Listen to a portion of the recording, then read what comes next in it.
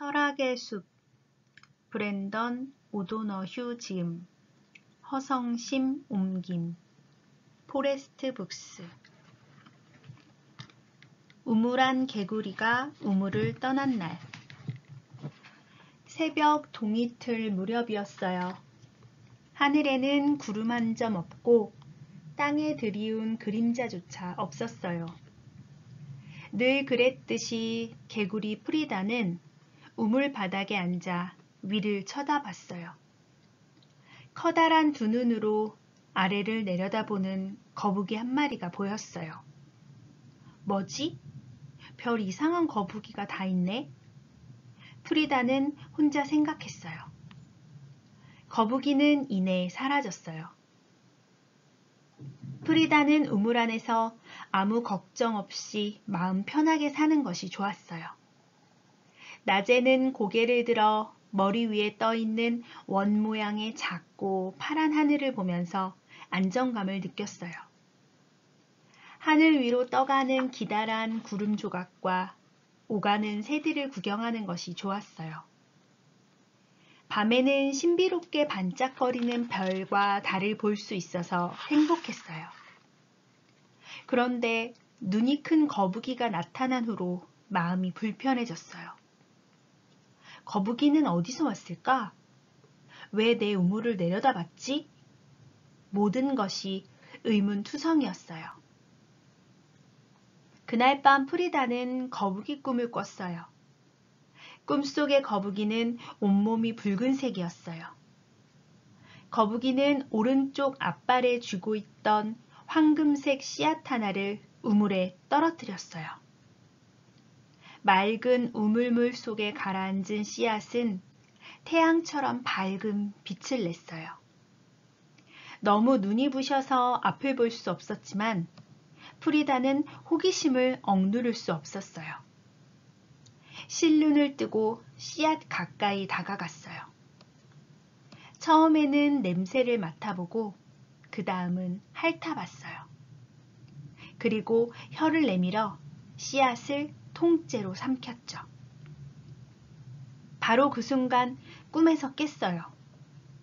프리다는 꿈에서 현실로 되돌아오게 되어서 기뻤어요. 그래서 우물 안을 껑충껑충 뛰어다녔지요. 그때 머리 위로 그림자가 드리워졌어요. 올려다보니 거북이가 다시 우물을 내려다보고 있었어요. 이름이 뭐야? 프리다가 물었어요. 난 아노슈마야. 거북이가 대답했어요. 그리고 이렇게 물었어요. 우물 밖으로 모험을 떠나지 않을래? 덜컥 겁이 난 프리다는 거북이에게 사라지라고 힘껏 외치고 싶었어요. 그러나 아직도 꿈을 꾸는 듯 자기도 모르게 그럴게 라고 대답하고 말았지요. 말이 떨어지기가 무섭게 거북이는 우물 아래로 밧줄을 던졌어요. 프리다가 밧줄을 움켜잡자 거북이가 끌어당기기 시작했어요. 눈부신 태양과 끝없이 펼쳐진 푸른 하늘을 보면서 프리다는 경이로움에 빠져서 몸을 가눌 수가 없었어요. 처음에는 눈을 조금만 떠도 눈이 부시다 못해 아팠지만 프리다는 조금씩 눈을 더 크게 떠보았어요. 두 눈을 완전히 다 뜨자 한 번도 본 적 없는 색깔들이 사방에 펼쳐졌어요. 더 넓은 세상의 밝은 빛에 익숙해질 무렵 이상하게 생긴 쥐가 프리다 옆으로 쌩하니 지나갔어요.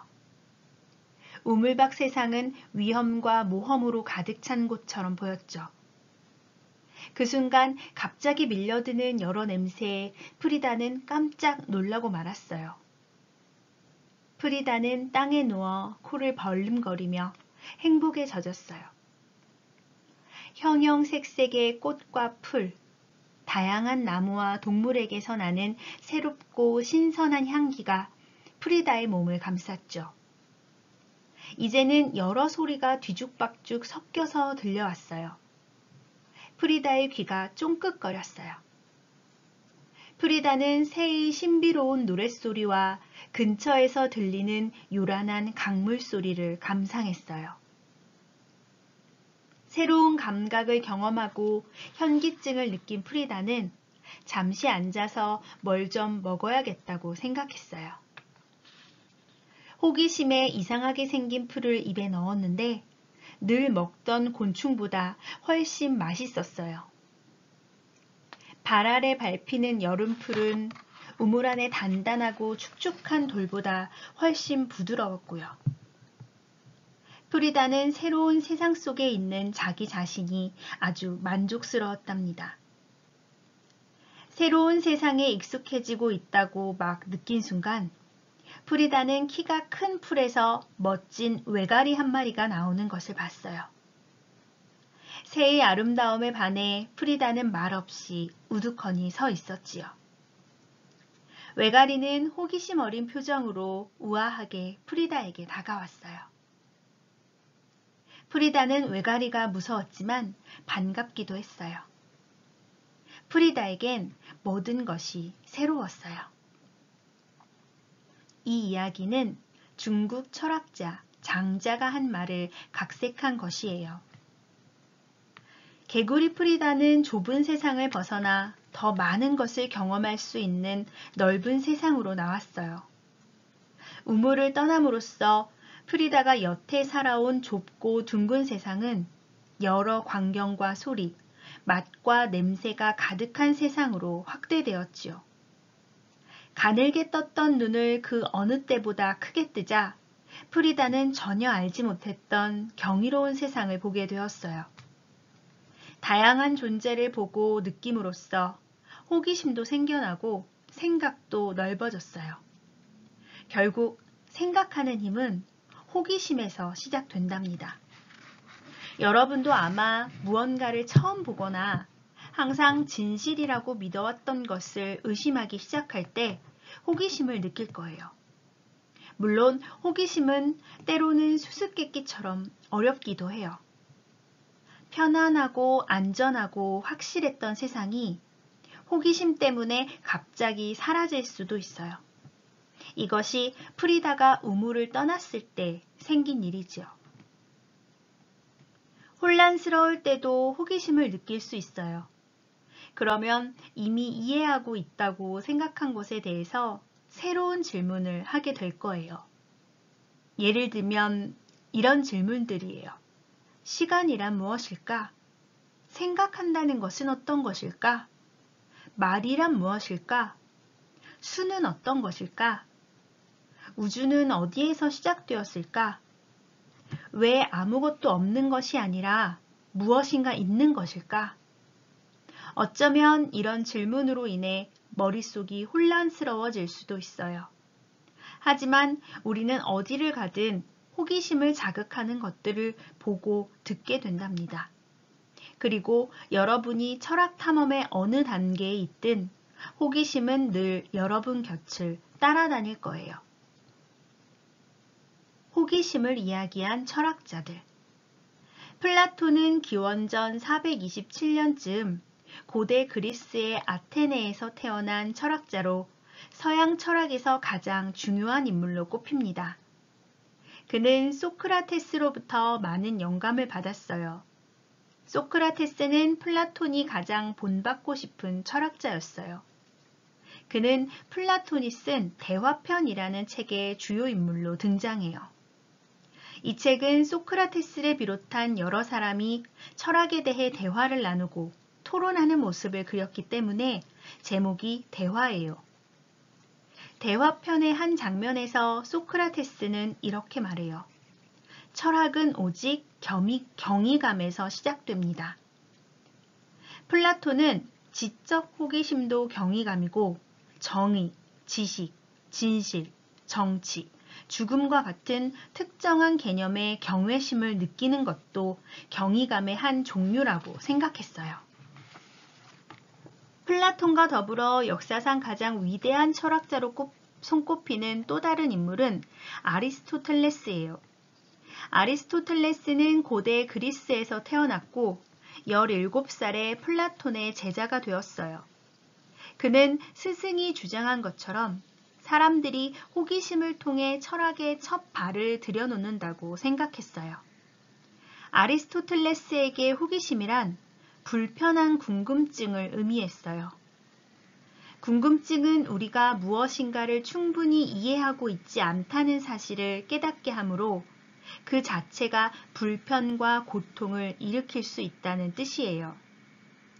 더불어 플라톤과 달리 아리스토텔레스는 나이가 들면 호기심의 단계에서 벗어나게 된다고도 믿었어요.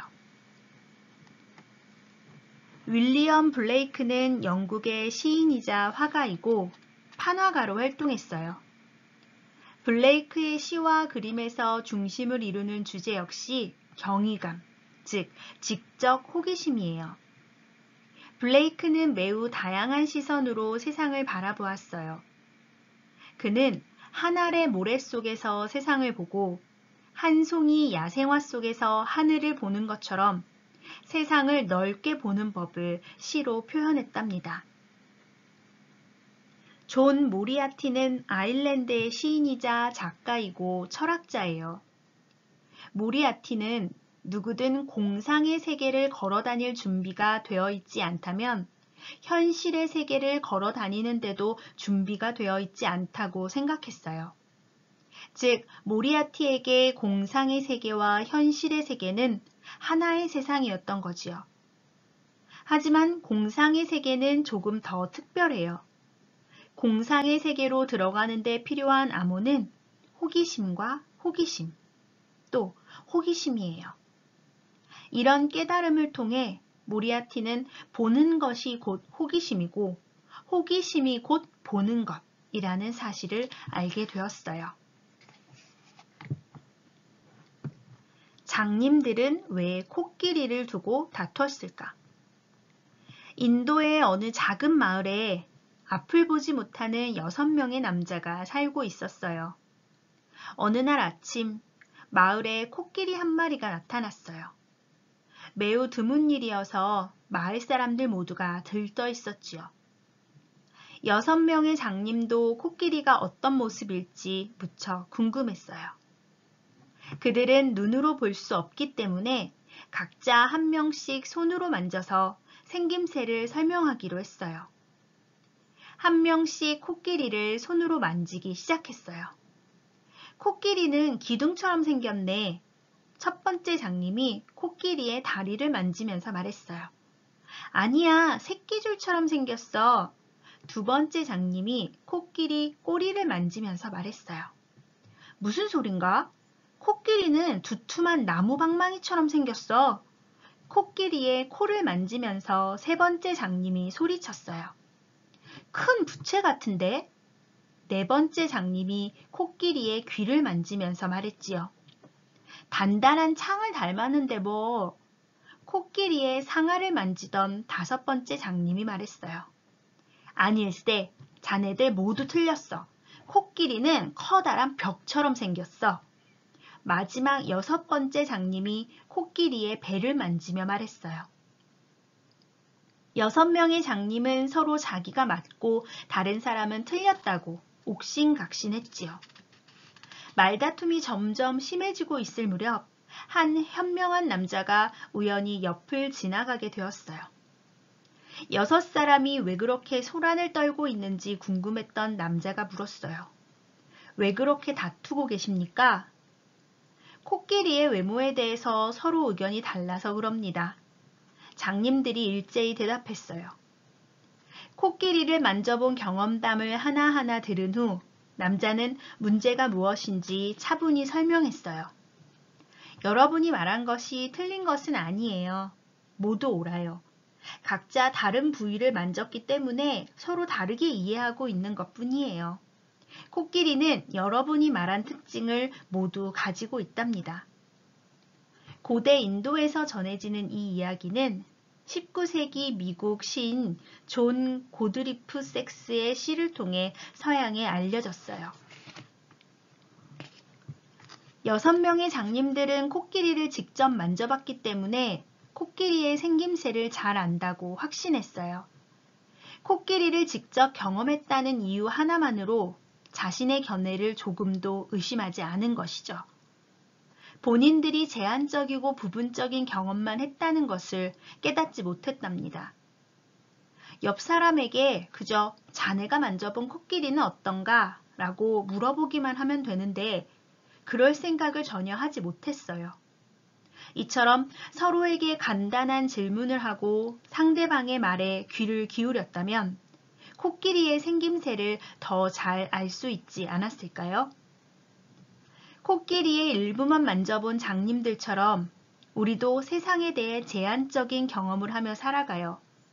질문하기를 피하고 다른 사람의 말에 귀를 기울이지 않는다면 여러분의 세상은 더 좁아질 거예요. 반대로 질문하는 데 주저하지 않고 다른 사람의 말에 귀를 기울인다면 세상을 이해하는 폭이 더욱 넓어질 테고요. 모험적인 사고의 밑바탕에는 질문을 좋아하는 마음이 깔려 있어요. 묻고 싶은 질문의 방향이 곧 사고의 길잡이가 돼요. 중요한 철학적 질문 가운데 어떤 것들은 무려 수백, 수천 년 전에 나왔는데 오늘날에도 사람들은 여전히 그 질문을 한답니다. 대표적으로 플라톤은 지식이란 무엇인가, 정의란 무엇인가를 물었어요. 아리스토텔레스는 어떻게 하면 좋은 삶을 살 수 있을까라고 물었지요. 지금까지 언급된 중요한 질문 중에서 가장 당혹스러운 것은 아마 독일 철학자 고트프리트 라이프니츠의 왜 아무것도 없는 것이 아니라 무엇인가 있는 것일까일 거예요. 비교적 최근에 나온 중요한 질문도 있어요. 인간과 지구의 관계, 인간과 기술의 관계를 다룬 질문이 대표적이지요. 세계 인구는 나날이 빠른 속도로 늘어나고 인류는 과거 어느 때보다 어마어마한 건물을 세우고 많은 것을 생산하고 있어요. 그 결과 지구에 점점 많은 부담을 주고 있지요. 그래서 지구에 미치는 악영향을 줄이기 위해 인간은 어떻게 행동을 바꿔야 할까? 같은 질문이 나오고 있어요. 모두 아주 중요한 질문이에요. 하지만 한번 생각해 보세요. 여러분이 일상생활에서 하는 질문은 왜 꿈을 꿀까? 왜 학교에 가야 할까? 왜 배가 고프지? 등과 같은 작은 질문일 거예요. 그래도 이런 작은 질문이 더 크고 어려운 질문으로 이어져요. 매일 하는 일상적인 질문도 정말 중요하답니다. 질문하기를 멈추지 마세요. 질문을 이야기한 철학자들. 독일의 철학자 프리드리히 니체는 소크라테스 못지않게 매우 당혹스러운 질문을 한 철학자예요. 소크라테스가 고대 그리스인의 골칫거리였다면 니체는 근대 유럽인의 골칫거리였다고 할 수 있어요. 니체는 자신을 가리켜 인간이 아니라 폭탄이라고 말했어요. 맞는 말이에요. 니체의 통찰력과 그가 던지는 질문은 과거에도 그렇고 지금도 여전히 대단한 폭발력을 지니고 있으니까요. 그는 현대인이 소중하게 여기는 가치를 완전히 날려버렸거든요.